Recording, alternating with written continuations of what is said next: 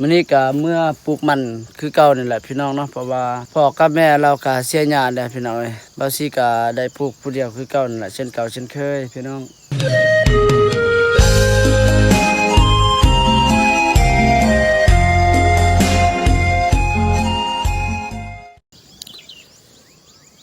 เอากลับทักทายสบายดีเด้อพ่อแม่พี่น้องเนาะบ่ว่าพ่อแม่พี่น้องทั้งลาวและพ่อแม่พี่น้องทั้งไทยและต่างประเทศเนาะยินดีต้อนรับเข้าสู่สองบ่าวซีชนบทลาวเช่นเก่าเช่นเคยพี่น้องเนาะ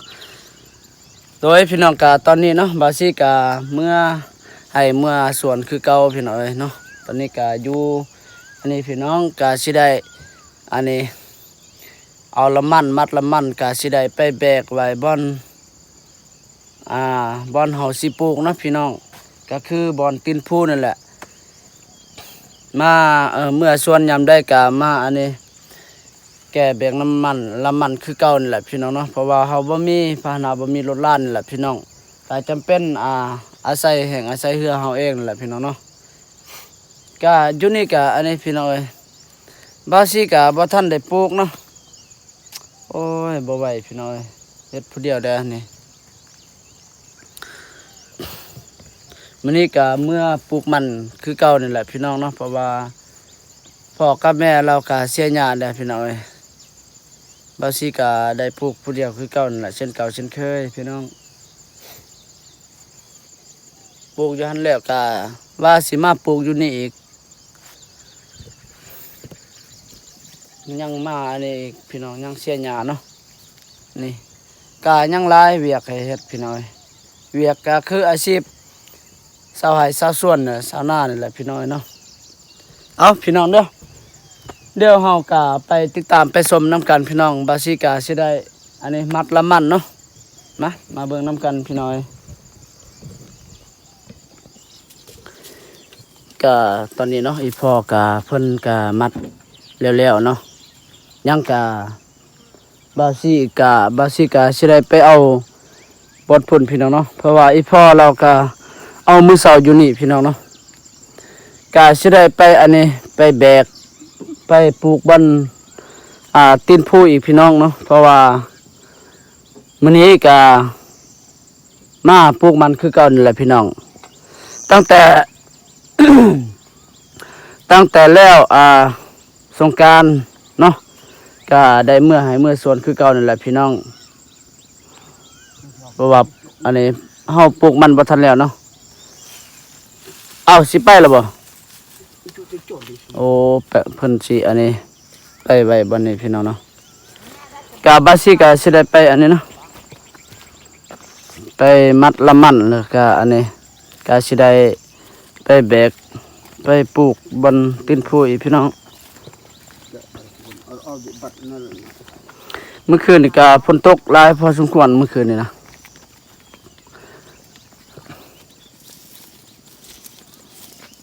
เอาฝนเช็ดจะได้บ่เนี่ยเอา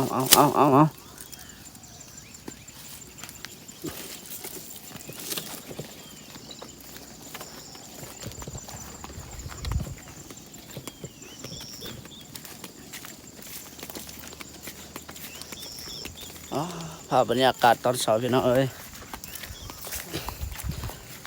ดนเทื่อนึงก็ได้ลงคลิปเนาะพี่น้องเนาะก็ได้อัปเดต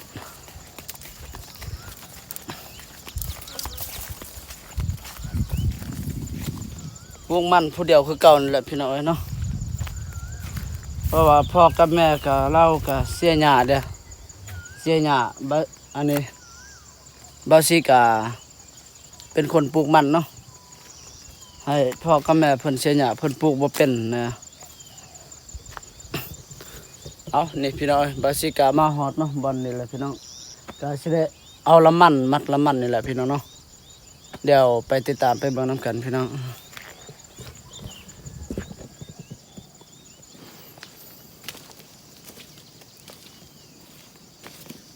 โอ้ละมันคือเป็นอันนี้มันบ่งามพี่น้องจำเป็นเฮาต้องเลือกเนาะแบบนี้มันอันนี้แหละมันคืออันนี้เอาปลูกมันบ่เกิดดอกนี่โอ้มันเฮานี่บ่งาม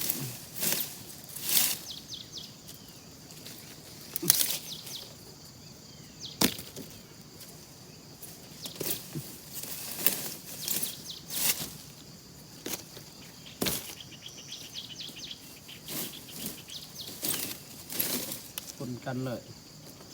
มาจักมันไทยมันเวียดนะ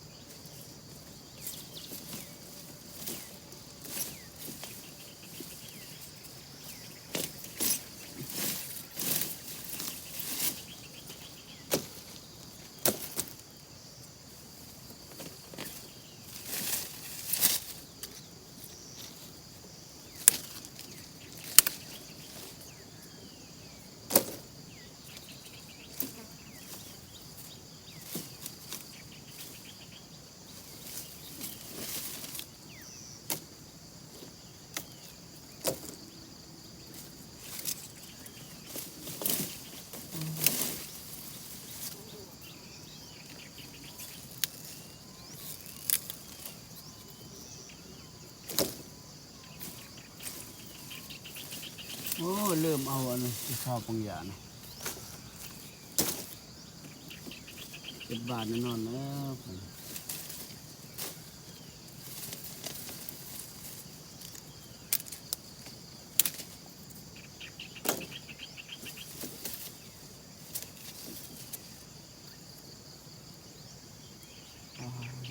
ัวดีว่าไม่ก่อนตัวนี้มันโอ้มันบางงามเลยภาพน้ำมันคือสิบลอดเลย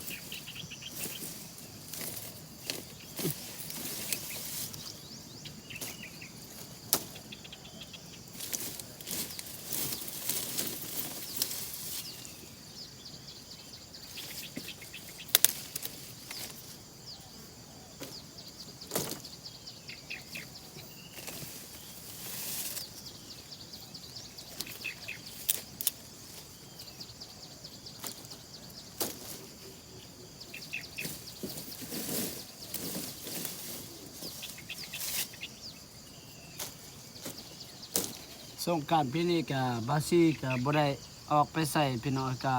อยู่กับบ้านนี่แหละก็ได้ไปอันนี้ผูกคอตอกแขนพี่น้องเด้อเพราะว่าเขาเจ้าก็ได้ผูกแขนทางบ้านเฮาหลายครอบครัวของผูกแขนปีนี้นะ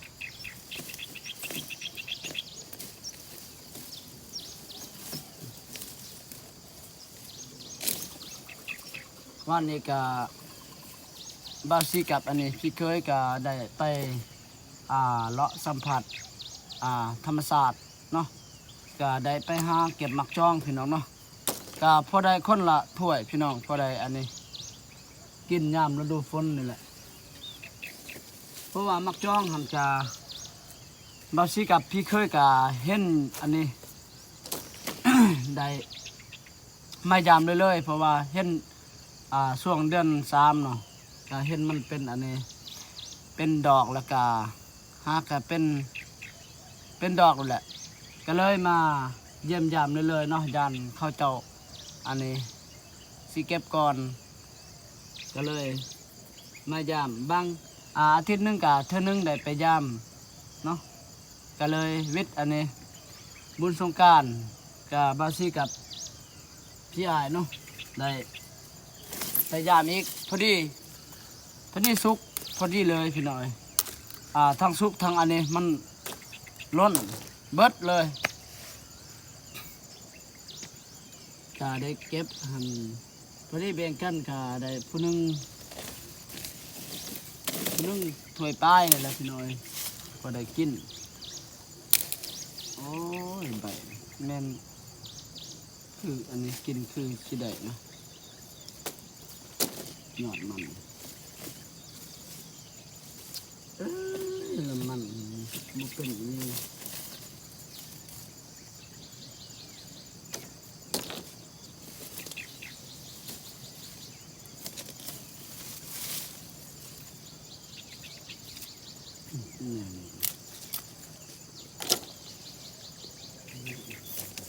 นะ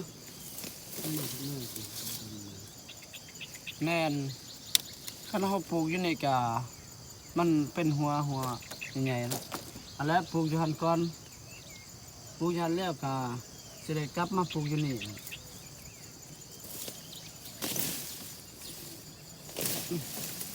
ปลูกพอแต่เอาแนวนี่แหละแล้วมันก็บ่ลายเด้อ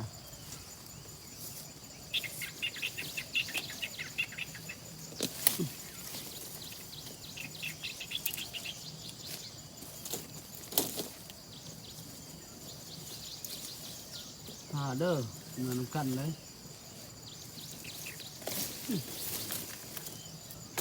เอาไปลายโหลด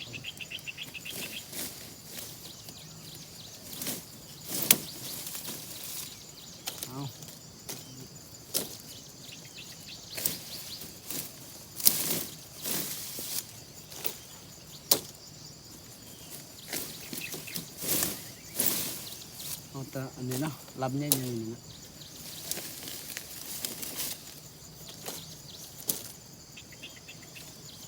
เอ้าอีพ่อไปใส่อีกเมื่อส่วนแล้วว่ะ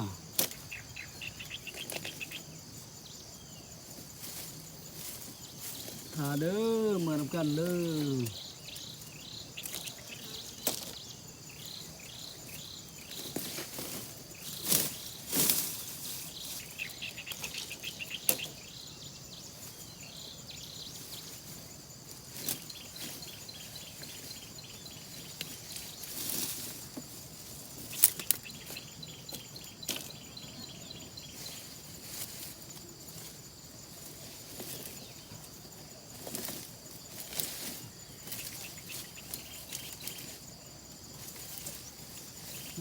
น้ำมัน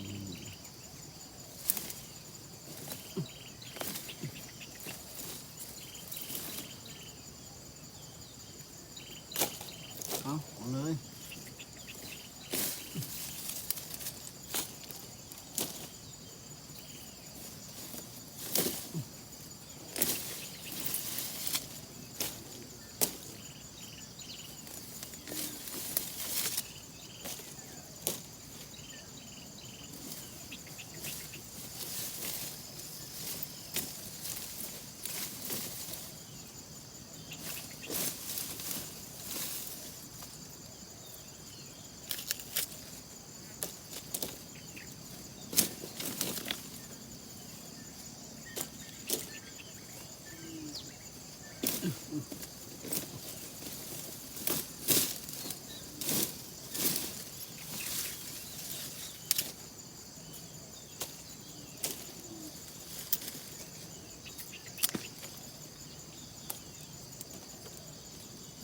ใส่หลาย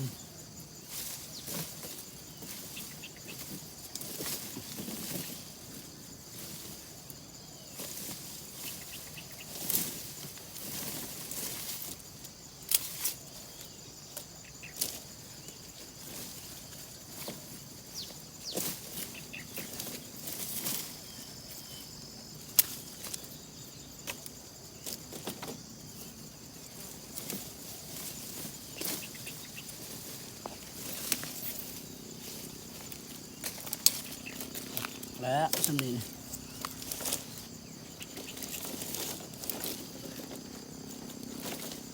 ใส่โอ้หลายเติบนะ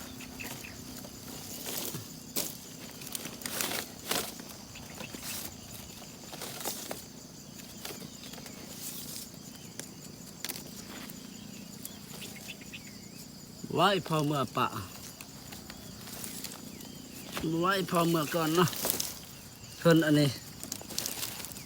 โอ้ยตอนเช้าก็เพิ่นว่าอันนี้ไปหาเก็บอันนี้หาหน่อไม้บ้านหน่อไม้เฮาปลูกนั่นแหละพี่น้องบ่มีแนวกินเด้อโอ้ยามนี้นี่ก็บ่สิก็ดนแล้วบ่ได้ออกไปหากินนะตั้งแต่มื้อสงกรานต์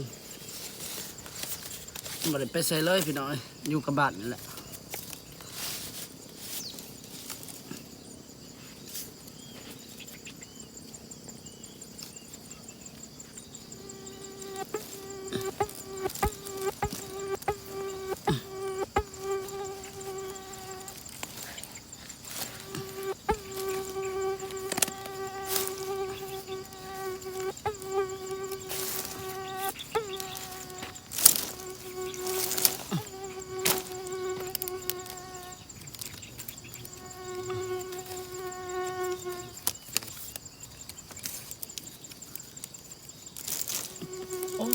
ทันเบิดเนาะ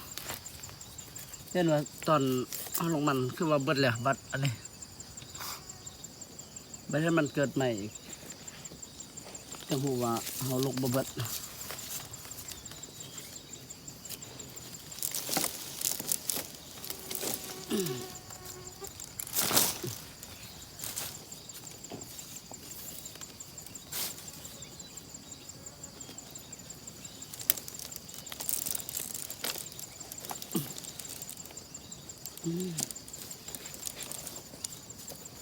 เท่เลยเอาเลยเขาเนาะ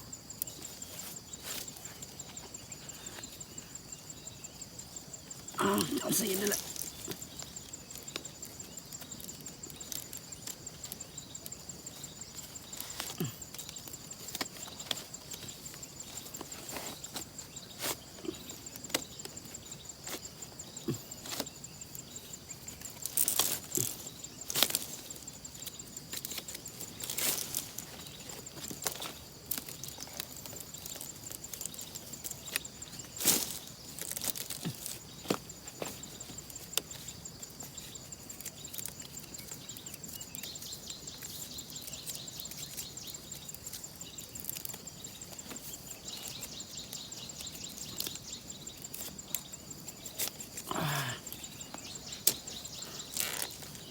ได้อยู่ประมาณ